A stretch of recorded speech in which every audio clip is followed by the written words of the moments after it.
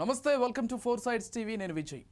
అక్రమాస్తుల కేసులో వైసీపీ అధినేత జగన్ హైదరాబాద్ నాంపల్లి కోర్టుకు హాజరు సమయంలో వైసీపీ కార్యకర్తలు బేగంపేటలో హంగామా చేశారు. రప్పా రప్పా అంటూ ప్లకార్డులు ప్రదర్శించి రచ్చరచ్చ చేశారు. 88 మ్యాజిక్ ఫిగర్ దాటిందంటే గంగమ్మ జాతరే అంటూ ఫ్లెక్సీలు వెలిశాయి.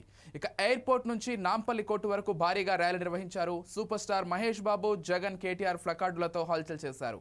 ఇక పుష్ప 2 సినిమా డైలాగులను రప్పా రప్పా అంటూ నినాదాలతో హోరెత్తించారు. అక్రమాస్తుల కేసులో జగన్ 5 ఏళ్ల తర్వాత నాంపల్లిలోని సిబిఐ కోర్టుకు హాజరవుతున్నారనే విషయం తెలుసుకున్న కార్యకర్తలు, అభిమానులు బేగంపేట్ ఎయిర్పోర్టుకు భారీగా చేరుకున్నారు. దీన్ని ముందుగానే ఊహించిన పోలీసులు ఎక్కడికక్కడ రోడ్స్ క్లోజ్ చేశారు. ట్రాఫిక్ అంతరాయం కలగకుండా జాగ్రత్తలు తీసుకున్నారు. ఎయిర్పోర్ట్ నుంచి బయటకు వచ్చిన జగన్తో సెల్ఫీలు తీసుకునేందుకు ఎగబడ్డారు. 2029లో రప్పా రప్పా అంటూ ప్లకార్డులు ప్రదర్శించడం అందరినీ ఆశ్చర్యానికి గురిచేసింది. తెలంగాణ రాజధాని నడిబొడ్డున ఈ తరహా ప్రదర్శన చేయడంపై రాజకీయ వర్గాల్లో చర్చకు దారితీస్తుంది. జగన్కు జనంలో ఇమేజ్ తగ్గలేదని నిరూపించుకునేందుకు ఇలా వ్యవహరించారా అని పలువురు అనుమానం వ్యక్తం చేస్తున్నారు.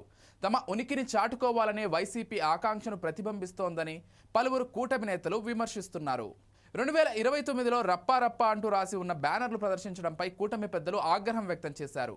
కోర్టు ప్రాంగణంలో జగన్, ఆ పార్టీ కార్యకర్తలు వ్యవహరించిన తీరుపై మండిపడ్డారు. న్యాయ వ్యవస్థను హేళన చేసేలా హైదరాబాద్లో జగన్ వైఖరి ఉందని మంత్రి కొల్లు రవీంద్ర ఫైర్ అయ్యారు. జగన్ వస్తే జనం పోటెత్తుతారనే ఇండికేషన్స్ ఇవ్వడానికే జన సమీకరణ చేసినట్లుగా ఉందని కూటమి నేతలు ఆరోపిస్తున్నారు. దీని ద్వారా కోర్టుకు హాజరవ్వకుండా ఉండొచ్చనే రీజన్ చూపించి బెయిల్ నుంచి మినహాయింపు పొందాలని భావిస్తున్నట్లు ఉందని విమర్శించారు.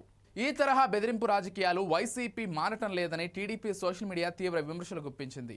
కోర్టుకు వచ్చిన సమయంలో ఇలాంటి పోస్టర్లు ప్రదర్శించి ఏం మెసేజ్ ఇవ్వాలని అనుకుంటున్నారో ఎవరికి అర్థం కావడం లేదని పలువురు పొలిటికల్ ఎక్స్పర్ట్స్ అభిప్రాయపడుతున్నారు.